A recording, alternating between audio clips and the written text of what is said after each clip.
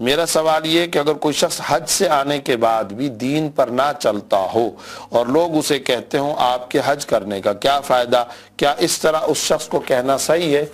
دونوں کے طریقہ کار غلط ہے، دونوں کا طرز عمل غلط ہے۔ یعنی جو آدمی حج کرنے کے بعد اپنے مقام اپنے گھر واپس پہنچا اور اپنے وطن اصلی پہنچنے کے بعد اس پر کوئی صلاح کے، خیر کے، دین پر چلنے اور روحانیت کے اثرات اگر نہیں ہیں، اور کم از کم درجے کی بات یہ کہ وہ فرائض اور واجبات کی پابندی نہیں کرتا، تو وہ بھی غلط کر رہا ہے۔ اور جو دوسرے عوامی سطح پر لوگ اسے یہ جو کہہ رہے ہیں کہ تمہارے حج کرنے کا کیا فائدہ، عوام الناس کا یا دوسرے لوگوں کا یہ کہنا بھی غلط ہے۔ گویا دونوں کا طرز عمل غلط ہے۔ ہر ایک کو اپنا طرز عمل سنت کے مطابق رکھنا چاہیے، شریعت کے مطابق اپنا طریقہ کار رکھنا چاہیے اور اپنے طرز عمل کی اصلاح کرنی چاہیے۔ اور وہ یہ کہ میں کون ہوتا ہوں کسی کو یہ کہنے والا کہ تمہارے حج کرنے کا کیا فائدہ؟ کوئی اور شخص کو کیا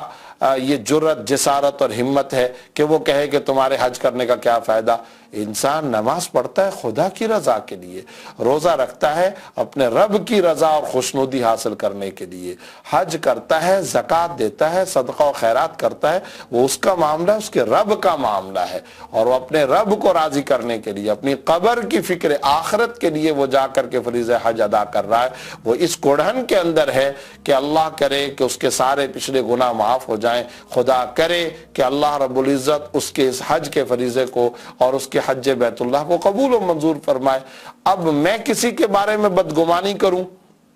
اور میں کسی کو یہ تانا دیتا پھروں اور یہ تنزیہ جملہ زبان سے نکالوں کہ تمہارے حج کرنے کا کیا فائدہ، اس طرح کا رویہ بالکل غلط ہے۔ آپ کو یہ کہنے کی جرت کس طرح سے ہو گئی کہ آپ کسی کے بارے میں یہ کہتے پھریں کہ اس کی فلاں عبادت کا یا نماز کا یا صدقے کا یا روزے کا یا حج کا کیا فائدہ؟ آپ کے لیے یہ کہنا ناجائز ہے۔ لہذا عوام کو یا ان حاجی صاحب کے دوستوں کو اس طرح کہنے سے احتراز کرنا چاہیے، بلکہ ناجائز اس طرح کے جملے ادا کرنا۔ اور جہاں تک خود حاجی صاحب کا تعلق ہے، ان کے بارے میں پہلے ذکر کر چکا ہوں کہ انہیں اپنی زندگی کے اندر اب خوشگوار انقلاب اور ایک شاندار اور اہم ترین تبدیلی پیدا کرنی چاہیے۔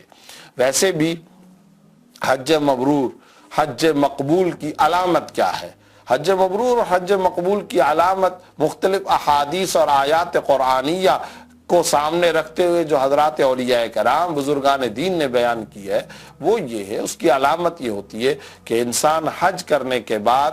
گناہوں کو ترک کر لے، اپنے مقام پر آنے کے بعد فرائض اور واجبات کی پابندی کرنا شروع کر دے، اہل محلہ گواہی دے اس بات کی کہ ہاں یہ صاحب ایسے تھے، یہ غلط کام کرتے تھے، لیکن بات یہ جب سے انہوں نے حج کیا تھا اس وقت سے یہ چینج ہو گئے۔ زبان خلق نقار خدا ہے، یعنی ہر بندہ اس بات کی گواہی دے، آپ کی فیملی کے افراد گواہی دیں، اہل خانہ اور خاندان بھی اس بات کی دلی طور پر گواہی دے، اور آپ کا دل گواہی دے کہ اب میں نے وہ سود خوری نہیں کرنی، وہ حرام خوری نہیں کرنی، میں پہلے رشوت لیتا تھا، اب رشوت ستانی کا بازار جو میں نے گرم کر کے رکھا تھا اب اسے بند کرنا ہے، میں نے جو نمازوں کو ترک کرنا، فرائض اور واجبات کو ترک کرنا اپنی زندگی کا ایک محبوب مشغلہ بنا لیا تھا، اور ایک زندگی کا معمول اور ایک عادت بنا لی تھی کہ دینداری کی کوئی فکر نہیں، نماز روزے کی کوئی فکر نہیں، اب میں ان سارے گناہوں سے توبہ کرتا ہوں۔ حج کے بعد اب میں تبدیلی پیدا کرتا ہوں اور ایک ایسی خوشگوار انقلابی اور روحانی تبدیلی پیدا کرتا ہوں کہ اب کم از کم میں ان حرام کاموں کی طرف اور گناہوں کی طرف نہیں جاؤں گا۔ تو یہ خود حاجی صاحب کو تبدیلی پیدا کرنی چاہیے، حاجی صاحب کو خود اس طرف متوجہ ہونا چاہیے۔ الحمدللہ اس حج کے دوران بھی عرفات، مینا، مزدلفہ میں کچھ باتیں کرنے کا موقع ملا، کچھ حاجی صاحبان سے بات کرنے کا موقع ملا، تو اس وقت بھی یہی بات بار بار میں نے عرض کی کہ اب اللہ نے یہ فریضہ ہم سے ادا کروا لیا، اب ہمیں اپنے مقام پر جا کر دیکھیں، اگر غور کریں حجۃ الوداع کے موقع پر سرکار دو عالم صلی اللہ علیہ وسلم نے تو جو خطبہ ارشاد فرمایا تھا وہ تو انسانیت کا، عالم انسانیت کا ایک ایسا شاندار دستاویزی اہم ترین حقوق انسانیت کا زبردست چارٹر تھا کہ اس کا تو مقابلہ تاریخ انسانیت میں کوئی نہیں کر سکتا۔ اس خطبے کے اندر آپ صلی اللہ علیہ وسلم نے توحید کا اور مساوات کا، معیشت کا، عبادات کا، رقاق و تبلیغ و جہاد کا، اور پوری دنیا کی انسانیت کو خدا کے ساتھ ملانے کا جو زبردست خطبہ حج ارشاد فرمایا تھا، اس خطبہ حج کے بعد آپ صلی اللہ علیہ وسلم نے صحابہ کرام کی تشکیل فرمائی تھی، اور کیا فرمایا تھا؟ فَلْيُبَلِّغِ الشَّاهِدُ الْغَائِبَ،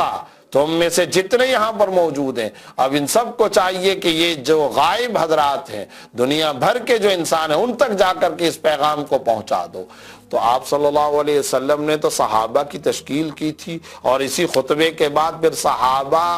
کیا کر رہے تھے؟ پوری دنیا کے اندر پھیل گئے، طرابلس میں، انطاکیہ میں، ترکی میں، آپ کے افغانستان تک، ادھر پاکستان تک، ادھر ہندوستان، بر صغیر کے مختلف علاقوں تک، ادھر افریقہ کی ساحلی پٹیوں تک، ایران کے جزیروں تک، عراق تک، بغداد تک، ہسپانیہ تک، قرطبہ تک، غرناطہ تک، الحمرا تک، خدا جانے کون کون سے علاقے دنیا جہاں کے تھے جہاں صحابہ کرام اس نبوی تشکیل پر نہیں پہنچے۔ تو آج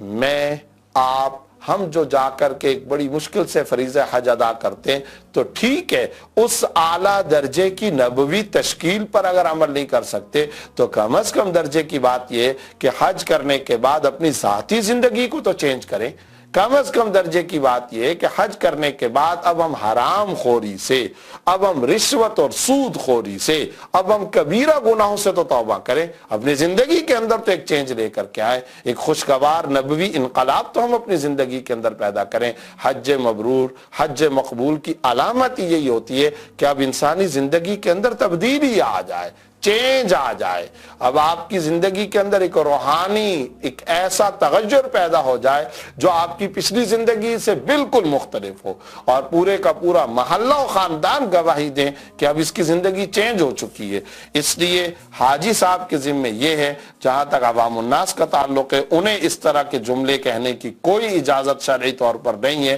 کہ وہ کسی کو کہیں کہ تمہارے حج کا کیا فائدہ، تم نے حج کر لیا تم کو کیا فائدہ ہوا، اس طرح کی بات کرنا کسی کے لیے بھی جائز نہیں ہے۔ لہذا دونوں فریقوں کو اپنا طرز عمل درست کرنے کی ضرورت ہے۔